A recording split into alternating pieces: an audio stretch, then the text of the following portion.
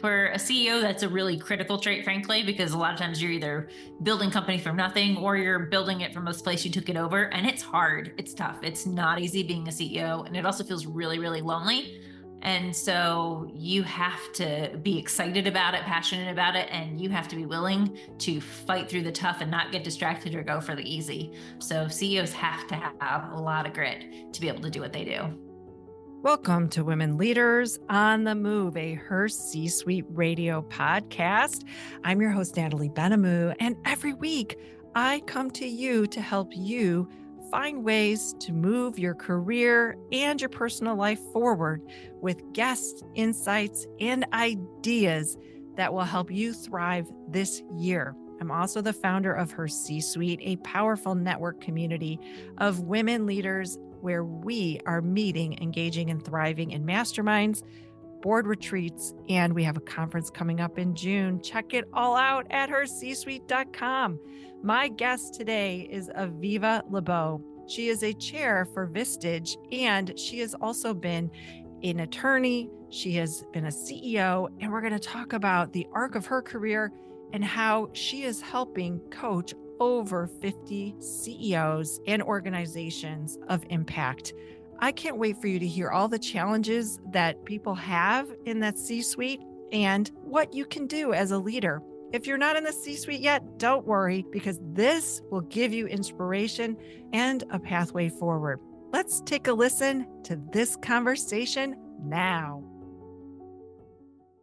Aviva, I am so excited to welcome you to Women Leaders on the Move today. Thanks for being on the show. Well, thank you so much for having me. I can't wait for this conversation because we're both super passionate about leadership and transformation. What we talked about earlier before coming on is all about transformation and growth. So you've had a lot of that in your career, really interesting from different milestones. I'd love to hear what made you decide to do some of the transitions you've done from really big roles all along the way. I'd say there's actually one theme that you follow throughout my entire career, despite the fact that my career goes from being a juvenile public defender all the way to now an executive coach, right? Like, and a lot of different things in between. And it's always about making an impact. When I started out my career and thought I was going to work with juveniles, I wanted to make an impact and a difference in the world, right? And it was one kid at a time. The problem is one kid at a time can be one kid over many years, and it's really, really hard to make an impact doing that.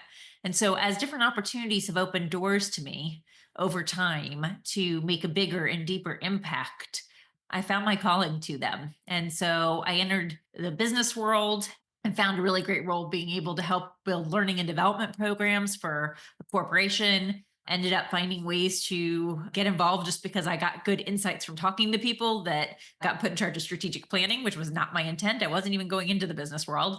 And then from there, that coach was like, hey, you realize you could like actually be the leader of this company someday, right? And having those discussions with the CEO and eventually putting on a development and career path, which bigger scope, right? That company, all those employees, those families, to leaving that, starting my own business, to my calling becoming a chair and doing what I do now, which now I work with probably an average about 50 different business leaders and businesses, and now I'm impacting their people, their employees, their customers, their families, right? So it's all about impact and scale, and I keep getting called to how do I do it bigger and deeper. 50 companies, that's a huge range and diverse industries. Is there any through line with the leaders from all these different industries that you've seen? Well, the leaders that I love to work with are very driven leaders. They're wanting to do something with their businesses, be it innovate, aggressive growth. So they're thinking transformation. They're not thinking lifestyle business. So I want to be kind of clear on that because I think the trends of what you see in here are different amongst those different groups. But they're all excited about the things they're heading towards, right? They're looking for ways to take advantage and use uncertainty in the economy to dive deeper and do more, invest in their businesses, find ways to grow, not despite it, but because of it. So that's some of the trends I see. I see a lot of grit. Actually, it was funny. We did an assessment yesterday. I would say that most of the leaders in that room from the assessment are very, very gritty. That idea of grit is so fascinating. What does it mean when a CEO has grit? So CEOs honestly have to have a lot of grit because no matter what, whether you built it from nothing or you took it over someone else, there's just so many tough things and tough decisions you have to make as a CEO. And honestly, it's very lonely being a CEO at the top. You don't always have a lot of others to support you, your perspective, or you have to make a call that nobody else likes. So you have to be willing to persevere through the tough times, stick with it.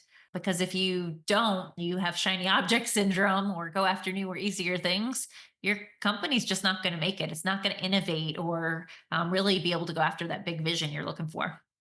This idea of perseverance is something that you can learn. I think people think that you're born with certain traits, but there are some things that you can learn along the way as you're growing. Like when you became CEO, you didn't step into that. There was a whole pathway for you to get to that role. So, what are some of the things you've learned for yourself in the grit that took to get there? I think a lot of leaders feel these things, but they don't talk about them. It's very, very lonely at the top, right? Like, you don't have a lot of places you can go to, be vulnerable because you've got to be careful what you say to your leadership teams or to your employees, right? And so I have gone this whole path with immense imposter syndrome myself, which is fun because I get to talk to my members about their imposter syndrome all the time. Because I would say most of the leaders I work with have imposter syndrome. And I think that's always a lesson, like being able to persevere through that and say, no, I've got something here. There's a reason someone saw something in me that maybe I didn't yet see in myself. I may not know everything, but it's why you go surround yourself with people who do or with different perspectives and you learn from them. That's probably been the best lesson or gift given to me. I joined when I was a CEO of Vistage Group and had great peers around me. I didn't know what I didn't know, and I knew that. I was a brand new CEO. So it was a matter of who might know what I don't know so that I can realize that I don't know it. Because how do you know what you don't know if you don't have people around you who might? That was probably the greatest gift to me along the way. And it also, hearing other leaders with not only their confidence and their expertise, but also their questions and their lack of confidence and their own, vulnerabilities. It makes you feel real and human and not like these people are just superheroes, right? Or have superpowers. And I think that made it easier to continue to move up and see my place and find my way. You talk about imposter syndrome. There's certain things that I do and I'm all about it and it's great. And then I have these moments of doubt. So I'll give you an example. Yesterday I was at this really great event. I was super excited and I didn't see anyone taking any photos with the person that was speaking. And so I didn't ask. And I walked right up and I was talking and I had my phone in my hand and I didn't ask. And I walked away and I was like, why? Why didn't you ask? They would have been more than happy to have a photo, right? Meanwhile, I was networking with everyone. I was having great conversations. I had no hesitation. But then there was that moment. We always get that, right? We always get that moment. You're like, well, no one else is doing it. So maybe we're not supposed to do it. I don't know. Like, And then afterwards, you look back and you're like, why didn't I? That was silly. That was stupid. That would have been easy, right? so crazy, crazy regret. So, in getting to the C suite, people have different paths. Some people, it's through finance, it could be through business development, or it could be through these different pathways of where your expertise lies. And then there are these areas you don't know. What are you seeing in those Vistage groups where people are kind of filling in? I don't like to use the word gap, but where people are filling in the areas they don't know. You were talking about it a little bit earlier, but I'd like to know like what are you seeing as a result? Yeah, we all have gaps because we only have the experiences we grew up with. Even if you came up through the financial path and someone else came up through the financial path, you saw different challenges in the organizations you worked in than they did. So there's just different knowledge. And that's the great thing, I think, about being in one of these groups. You get the person who came up through HR's perspective or the person who has legal backgrounds. So it really helps. One of the greatest moments, actually, I have an example of this from the other day, is when someone will challenge someone. I mean, we are very vulnerable and radical candor in these groups. So, like, if you can't take feedback, probably not a great fit, really. And someone was like, that is a great issue. I hear you talking, and you are not thinking about it from the other party's perspective at all. If I were them, this is what I'd be thinking. And you need to be thinking about that because you're missing half of the issue here. And if you approach it just from your perspective, it's not going to be a win. And so they totally laid out what this other person was missing about the interaction from somebody who had a very different perspective. And they're like, oh my gosh, I never thought about it like that. I feel so valid and right in my beliefs and strong in them, but they are going to be really right in their beliefs and strong in them. And so sometimes having that person who's going to say, hold up, you're not the only spot on the beach ball here. There's a different way to look at this. And so I think it really helps to see those connections and things from different angles. You just don't see them yourself. Sometimes we need to get feedback even about our own beliefs, and I have been working through this with a coach about what's holding me back. We don't realize that there's these things that are like, oh no, I got this. Everything's great. But then you're not moving forward. So what is it that's making you not move forward? What are some things that you've seen getting in their way?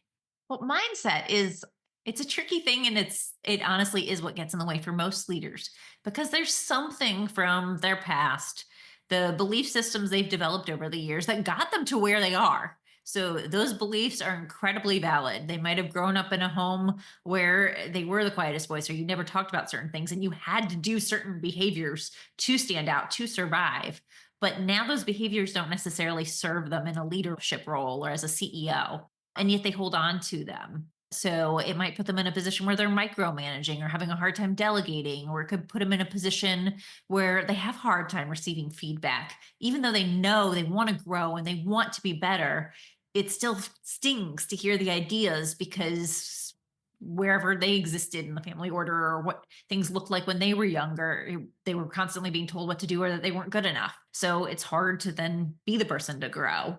So I think we all have things from our past, and it gets in our way a lot. One I see a lot, this is very, very common.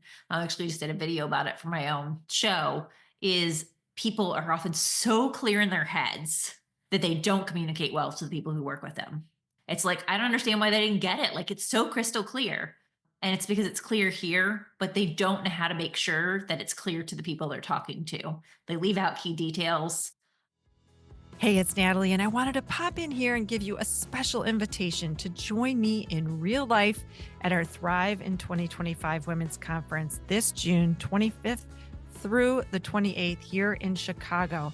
I can't wait to meet you and have you a member of Women on the Move, because that is one of the big bonuses that I am personally giving to have you join us at the conference.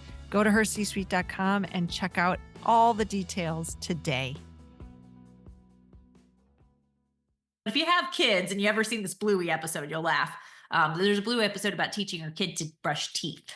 And I love this because she leaves out key steps and the kid spits on the floor. Like, she tells the kid to go spit, but she doesn't say the sink.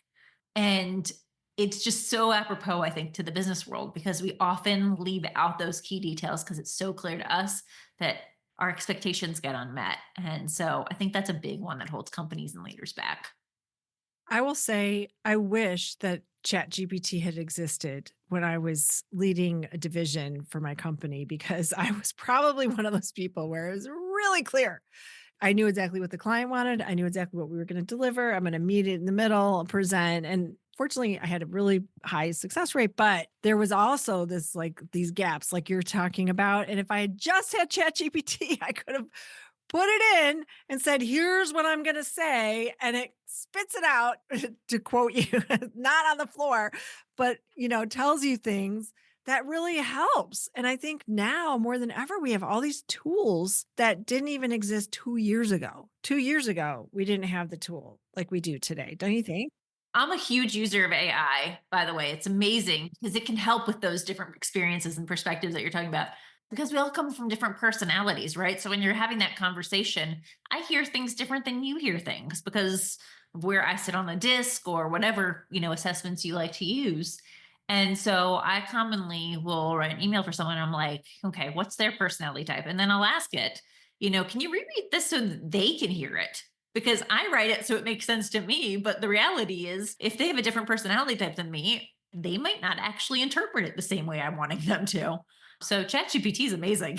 It is amazing. I've got it trained so tight. I mean, I've been training and grooming this little ChatGPT person, and it just knows me now. Like, I'll just be like, okay, you've got to have this. You have to send this email. This is the scenario. And I mean, 90% of the time it comes back and you're like, okay, those are really good things I wouldn't have thought of to say. And then I include them. I don't necessarily copy verbatim because sometimes it's super jargony and I tell it not to be jargony.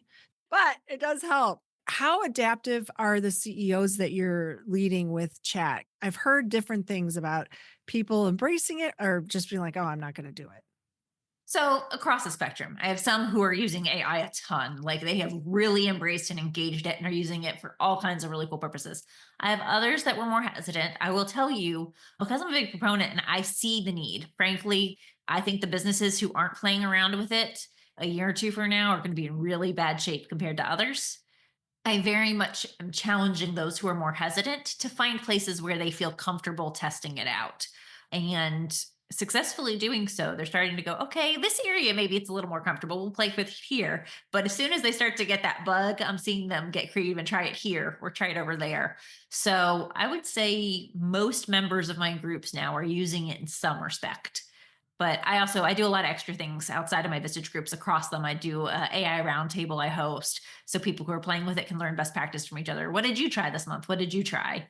Because we're all trying different things, and the best way to learn something is like I said, different perspectives, different people doing different things you wouldn't have thought to do yet.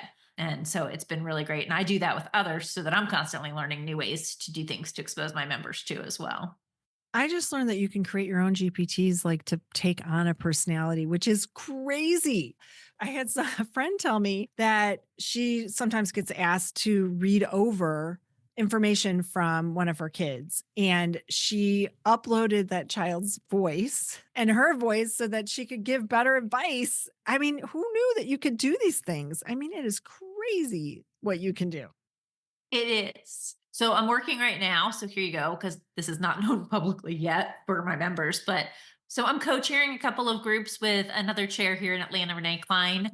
And I'm playing around a lot with how we can use AI in our practice and coaching. Because when you do it, I've been doing for several years.